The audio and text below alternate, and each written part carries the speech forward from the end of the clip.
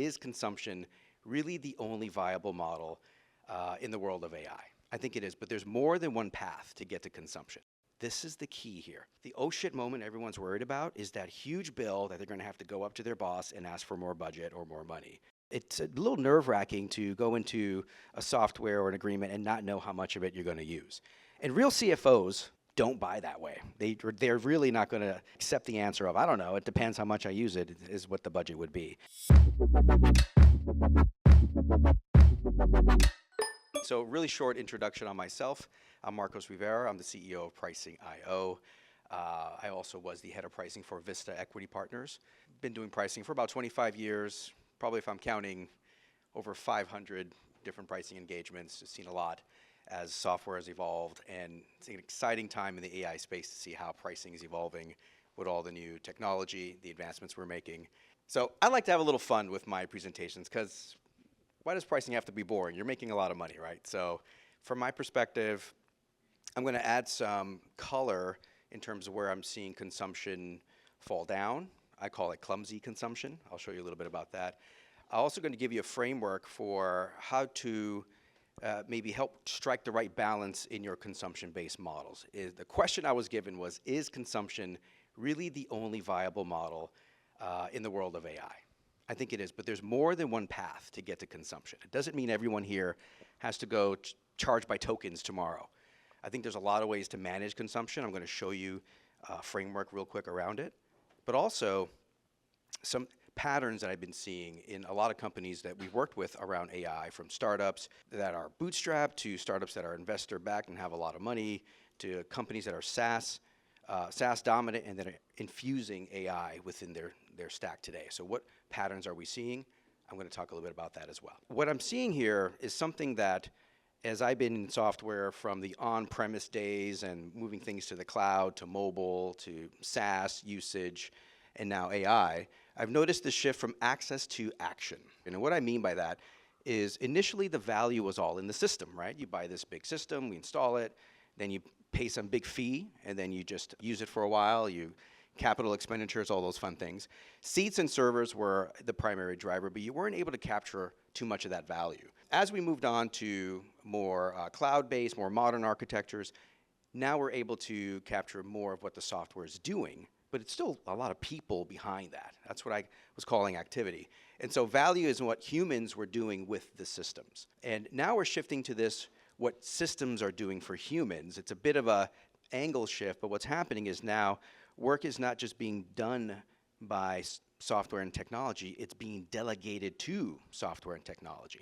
And that shapes a little bit of how the value is exchanged. So I spend a lot of time thinking about this, and I sit and I wonder, like, well, what does that really mean in terms of the price point, the packaging, and the structure?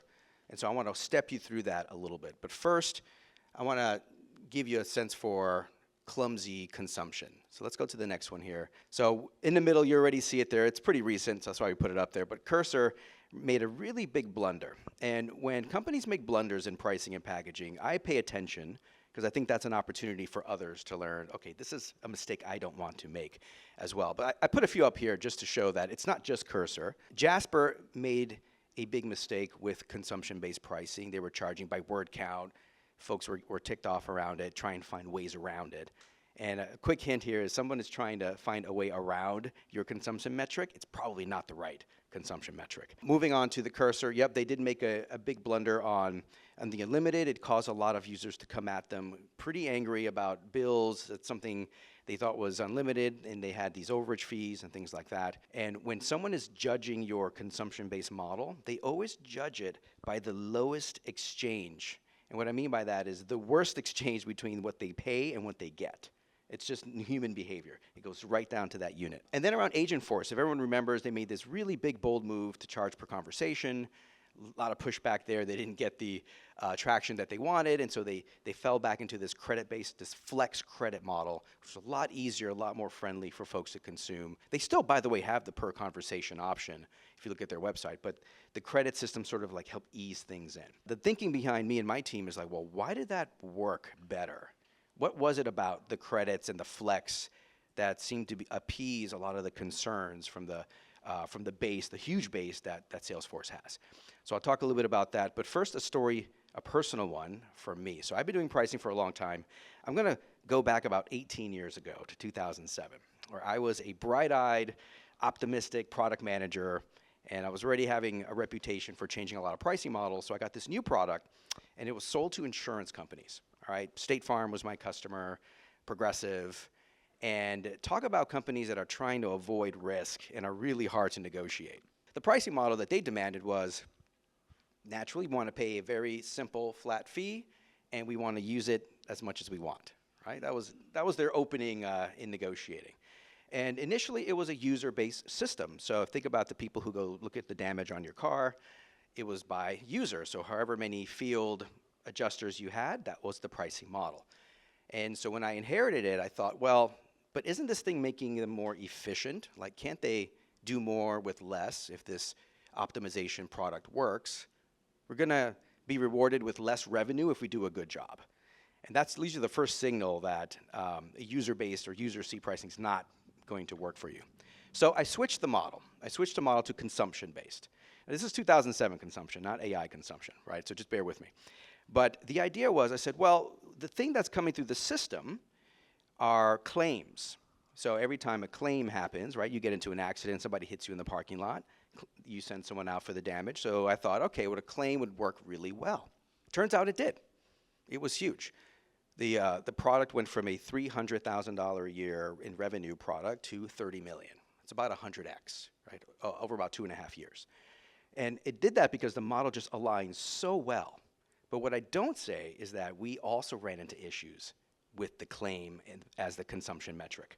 And the reason why is because while claims were known, easy to count, understood, things like that, and you can predict it, they still had overage risk with hurricanes or tornadoes or catastrophes that would happen, very unpredictable, but can completely change the trajectory of how many claims they had per year. So they were always worried about these spikes that would come in, right? Everything else was fair and so on and so forth. So we ended up changing the model to have to address those moments of the oh shit moments, like I'm going to get this huge bill as a result of this. And when it comes to consumption-based pricing, that's one of the biggest things you have to solve for. So I'm going to give you a few different angles on how to solve for that. So this is a table that I put together. This is about 70, 75 different AI companies. And I was looking at all their models, and I was also talking to, I know, some of the founders. And I was thinking through, okay, so it seems like there's these components of your pricing model. There's the base, which is usually some package of features and capabilities. Sometimes they work services in there too. There's the included volume. Some call these allocations or entitlements, right? But this is more around how much volume is included or not. And then there's this sort of scalar volume, or this scale that you can move up or down as usage changes over time. And this one down here in the bottom, the scale volume, is where most of the risk is when it comes to consumption-based pricing. Okay? So up here on the top, I have just a series, by complexity of different models. And they manage consumption in different ways. All right, so let me walk you through each one. I'm going to give you a bit of the levers, all right, and then we're going to step in a little bit deeper on a few of them. So the first one is access tier based. Now, what does that mean? That means you have tiers with different levels of access. We've seen this model. We're very familiar with it. Good, better, best is a very common example of it. Not always good, better, best. Sometimes there's 2 or 4 packages, but you get the point. Each tier gives you more. The way you're able to manage capabilities and performance within the tiers. So for example, the more premium tier allows you to do something more advanced, maybe access to more complex logic or more advanced models. Maybe the premium tier allows you to do certain tasks that are multi-step, where the more basic tier gives you one-step tasks. So you're able to then modulate a bit of consumption just by access within the tiers. And so simple, basic versus more complex, more advanced allows you to manage sort of your back-end consumption tokens. You need a bit more firepower to handle more complex tasks. If those are the higher tier folks, there's fewer of them paying more versus the lower tiers who can't access, and so on. So this is almost like a consumption-based model in disguise, because it's sort of hidden behind a wall of these 3 capability or feature-based packages. But in essence, they're modulating consumption because they're modulating the amount of complexity behind. What you're seeing this in Granola, for example, the note taker tool. My team uses it. A lot of these note taker tools have these different different tiers, and some allow you more advanced capabilities. Notion, Slack, other companies like that are also increasingly adding more capabilities to the higher tiers. So Notion, for example, and Slack both had AI as an add-on. I don't know if you guys use Notion or Slack. I use it all the time. It was always getting these little pop-ups to add the little add-on for $5 or $8, whatever it is. And now they've recently switched over to, well, it's just included, right? We're just going to include it in the base. But as you move up in tiers and more premium tiers, we're going to allow you to do more, right, within there, which is modulating a bit of my consumption. That works really nicely for where people are still pretty involved in getting to the outcome, not just the product, okay? And that's the first tier there. That's a little bit less obvious, but there's also something called fair usage policy, where in the background they may say, hey, you can do these, you can do them unlimited, but try not to do like 1 million of them in a minute, right? They have these different windows, and so you use that to help modulate and protect yourself from consumption. This is the, from a risk perspective, the customer is really not undergoing or taking on a lot of risk of overages or paying more. They just have to stay within the bounds of the plan they purchased. But as you move more to the right here, complexity and the product is doing more of the work, you'll notice flat plus unit price, something known as a two-part tariff for us pricing nerds out there, right? It's just basically a two-part pricing system. So what I've been seeing here is a lot of fixed, maybe fixed per seat or fixed fee. And then as you see, there's not a lot of included volume in this model. It's just fixed plus a per unit charge, right? If you think of intercom, it's $59 for an agent, and then it's in addition 99 cents per outcome on top of that, right? So there's a fixed plus model there. This was a good model. I've been seeing a lot of agentic AI kind of go this route, where there's a base and then some unit price on top of that. And if you, buy a ton of volume of it, or you can, you'll get some economic benefits for the commitment. But that's just a two-base model. It has a nice balancing act to it. But the more common one moves over to the next one, which is a three-part tariff. So the two-part tariff and a three-part tariff, the only difference is that there's some included volume as part of that fee. All right, so you pay a fee, there's an amount of volume included, and then you pay in addition once you exceed that volume. Seems fair, right? But that's where a lot of the risk starts to come in. Is this volume enough for me? Am I going to exceed it? What happens when I exceed it? Am I going to pay more, et cetera? So this three-part model here comes in, and I also see a lot of platform fees with some included credits as well. There's a primary volume limit. So whatever the thing is that you're purchasing, you can have a volume limit. You have what's called secondary volume limits, which are things like other elements of the software that you can add. It could be, for example, Clay has like maximum number of companies in addition to credits, right? So they have these other vectors as well. So you can create other boundaries within the system that help you control consumption. And then here, you pay by unit. You also have the opportunity to give them different overage options. This is the key here. The oh shit moment everyone's worried about is that huge bill that they're going to have to go up to their boss and ask for more budget or more money. How you avoid that is you give them overage options. What happens when you go over? I'm going to smack you with a bill? Not necessarily, right? There's 3 Ps that I use when it comes to overage options. The first one is protection. There's a cap protection, won't go over beyond your limit by this amount. Some of them can even set that cap in their systems. And that at least gives them a little bit of assurance that, hey, if it goes over, it'll only go over by X.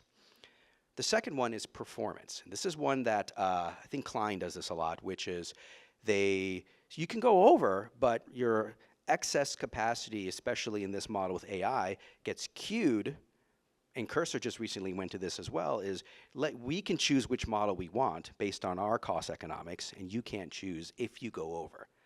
So we're not going to charge you, but you get throttled back, you get slowed down.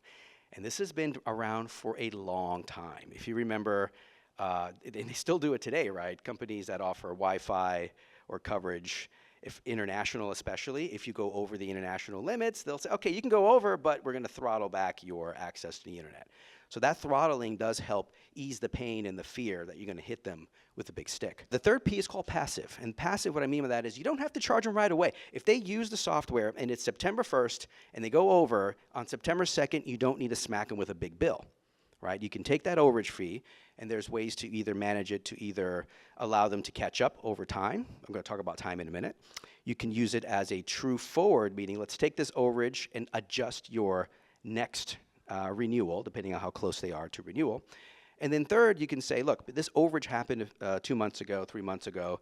Figma was famous for this, for their users. You added a user license, they wouldn't bill you for like a quarter. But by then, the users are already in there and getting a lot of value, so they just pay for it, right?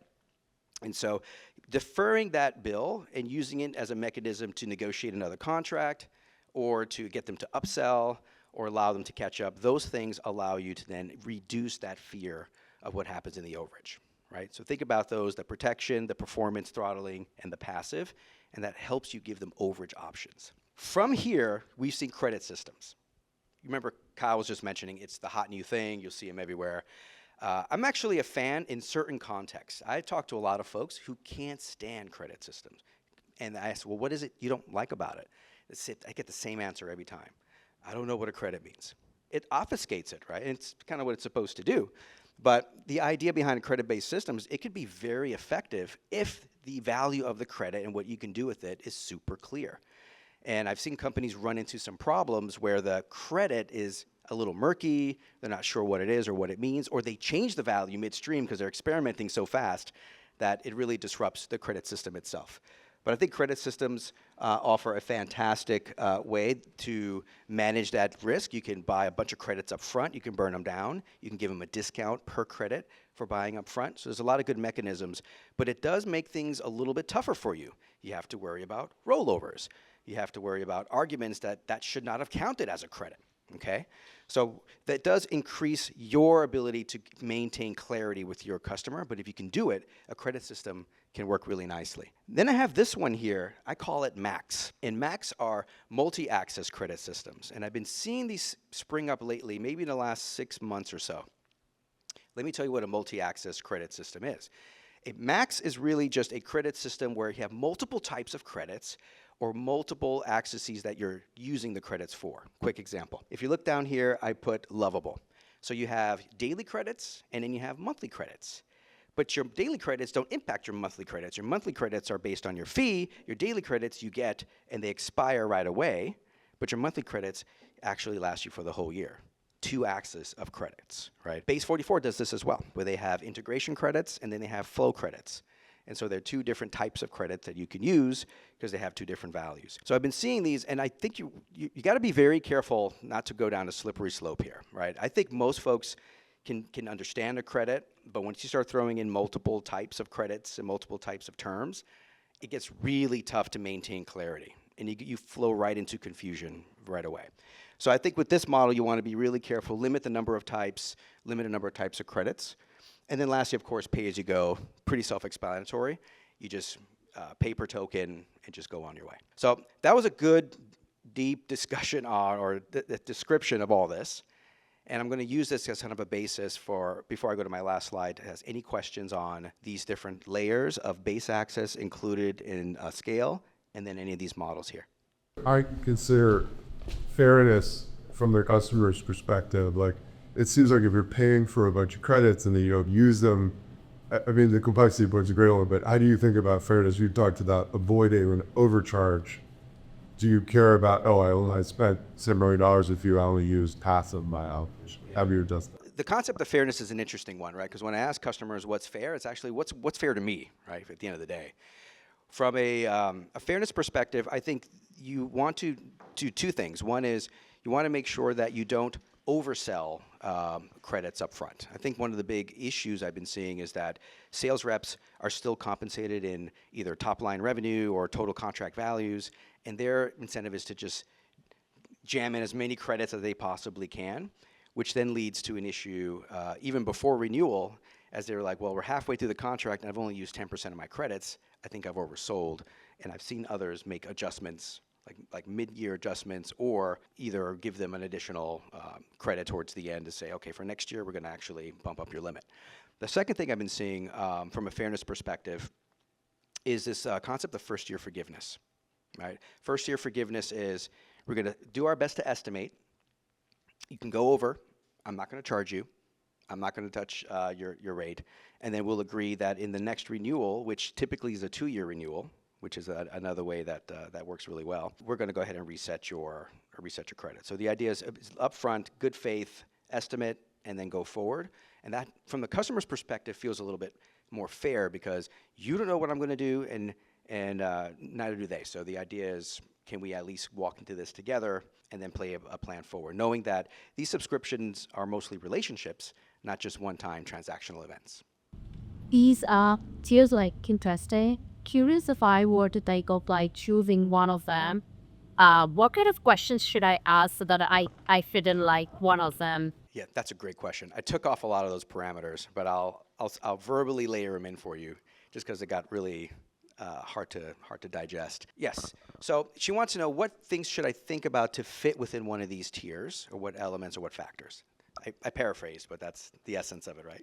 So when you think about this, if you go all the way to the right, complexity, I'm seeing a lot of, and then again, from an AI perspective as well, LLMs have a subscription and a consumption-based model. If you've seen a lot of them, there's access my API, pay these tokens, or go ahead and pay $20 a month or $200 a month. I think Grok has like $300 a month now, and just go ahead and access, and then just stay within my parameters of usage, right? So in essence, I'm seeing LLMs mostly on the outskirts here.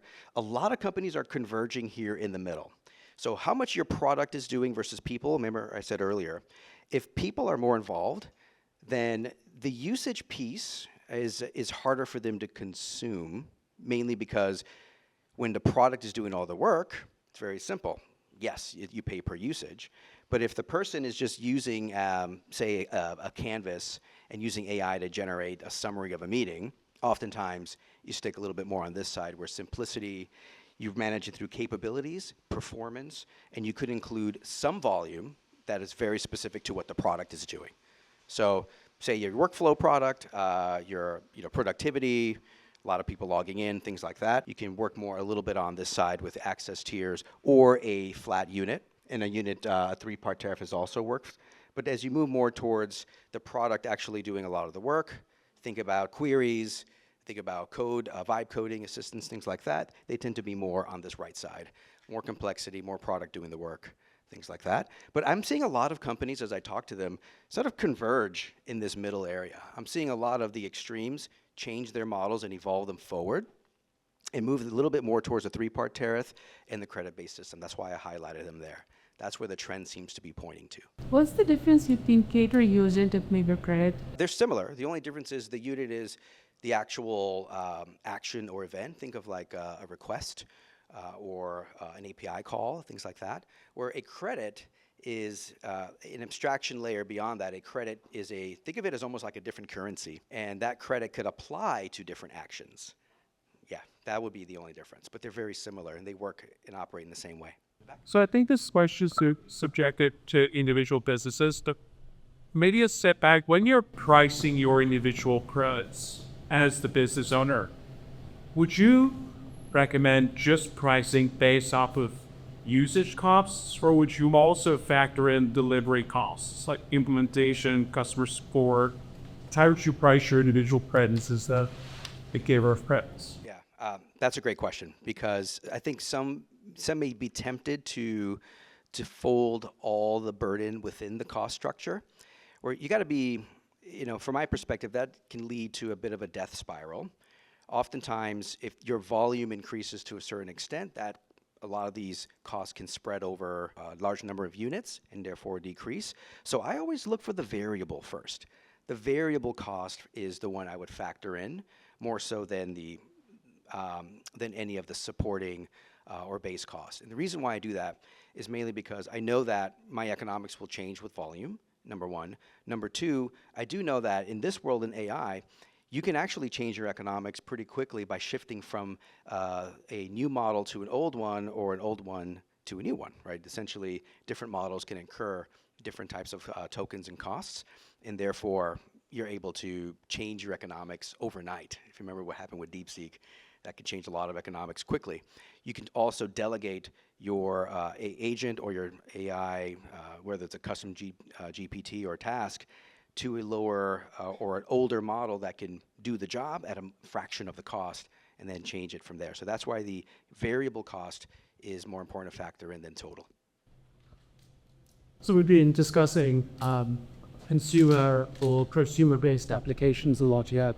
How have you seen this play out with infra or dev tools-based applications where, there are some examples here, token-based pricing for inference services, but when one thinks a little more broadly, pricing can be either become very complicated or it has to be really simple for infra. So how have you seen that play out with these different models? I think infra poses and so the question is around how do you see this playing out for more infra dev tools, things like that, where the complexity and simplicity, you really have to hit on both.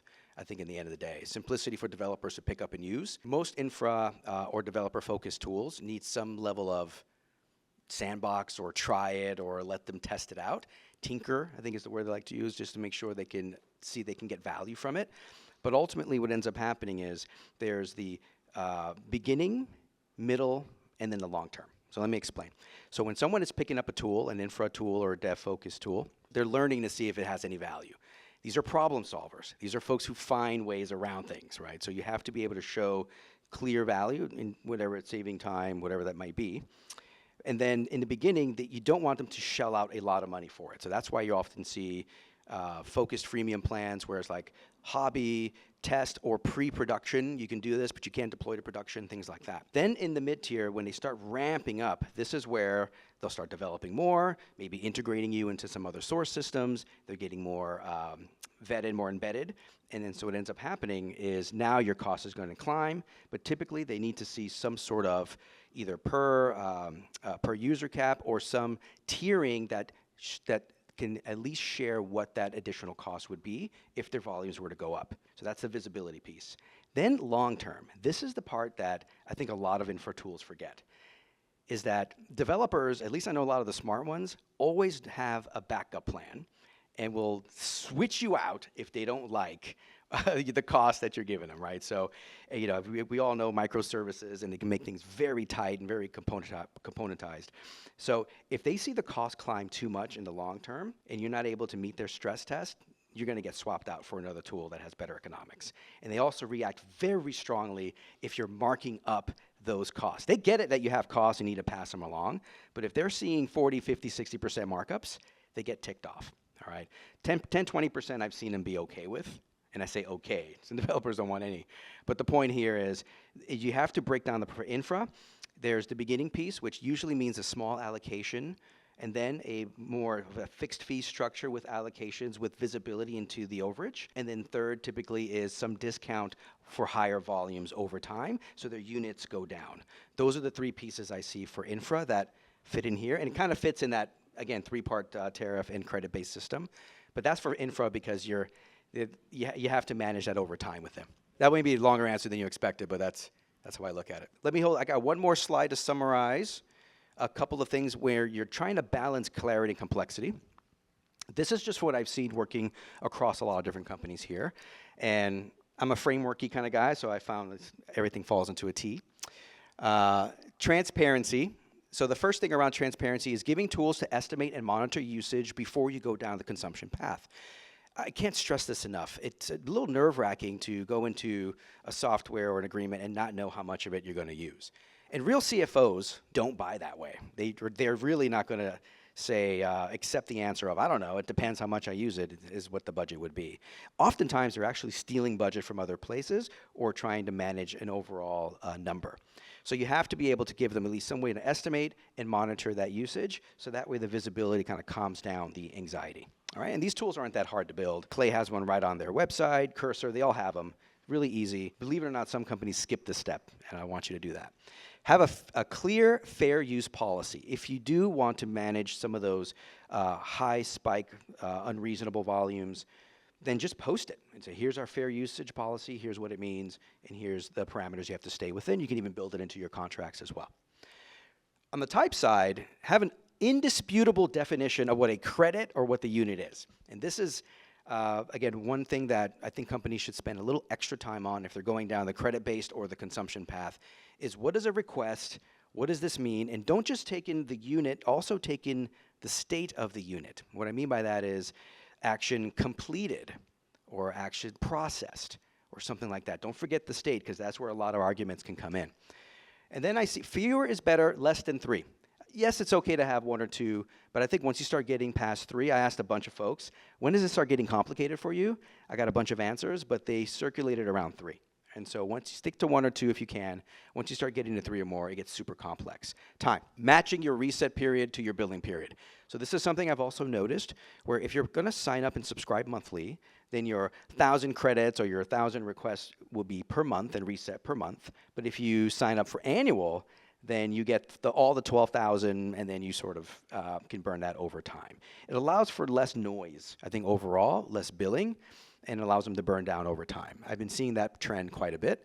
And then rewarding long-term commitments. So if you guys know, for folks that sign up for annual or multi-year, you generally see like a discount, right? Typically 2 months off, 15, 20%. But what I've been seeing lately is additional usage. Sign up for a year, get an extra 20,000 credits. Or sign up for a year and you get more leniency. So think long-term, more lenient when it comes to overages, right? So those are other 2 benefits to rewarding long-term commitments. This is especially in AI, as you see a lot of tire kickers out there who may want to try it but never actually commit and use it, okay? And then teeing up the upsell or the actual move from free to paid. So small allocation to trial, I was mentioning earlier, developers love this. Give them some credits. Monday.com now has a 500 credit, AI credit in each of their plans. If you exceed that 500, that's when you start to go in and pay for more credits to use AI, for example. Try to seed that move up, and then offer options upon overage. I mentioned earlier about being passive, the protection, the performance, those things. You want to give folks a way to go and avoid that sticker shock that is going to really give them anxiety to sign. All right? The better ways you can manage through that, the better your ability to capture those deals and grow them. Okay? All right. I think that is my last slide. What's my next one? I think it's just my QR. Yep. That's my LinkedIn profile if you want to follow. But I post about this stuff all the time. I talk to companies all the time about this. I advise about 24 private equity firms on AI, pricing, SaaS, all that fun stuff. And I just spill everything I know on there if you want to know more. One thing I struggle with metered billing and consumption-based pricing in general is it seems orthogonal to value-based pricing. And it opens a discussion around per unit pricing where there's a race to the bottom. A lot of pressure around per unit pricing, and it just changes the conversation entirely about value. How do you address that? Yeah, I'll take it a step further. Sometimes if you go pure unit-based, and my friend at Snowflake talked a lot about this, is when you're building capabilities and differentiation in your product, that's not always captured in the unit-based price. And you often doesn't seem to be rewarded that way. And so what I look at is, you're right, pure usage can be, if there's no other differentiation, can just drive the price lower. I can do the exact same thing they can do, but for less. The way to avoid that, and the reason for the collapsing in those 2 models with the 3-part tariff or the credit systems, is that first base access layer is actually a really key way to start driving more differentiation. And I mentioned earlier today, you can not just drive in different capabilities in terms of access to features and other resources, such as data sources and things like that.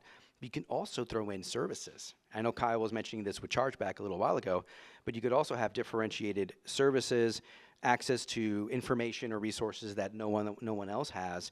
And then third, either a user experience or just a very, very clean integration or a rich, robust integration with something else that no one else has.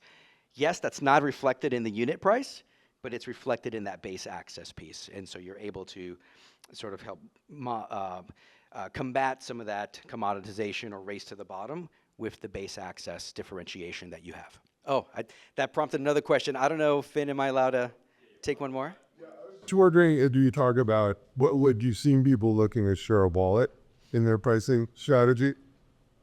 Because I feel like credit-based pricing leads itself down this like, oh, well, I'll use some of these personal credits and then I'll go to Claude and I'll use my $20 subscription there instead. I mean, obviously more important than because I'll hold it an individual level, but people thought about it. Yeah, I think the share of wallet discussions are actually getting more active with the three layers I just laid out for you.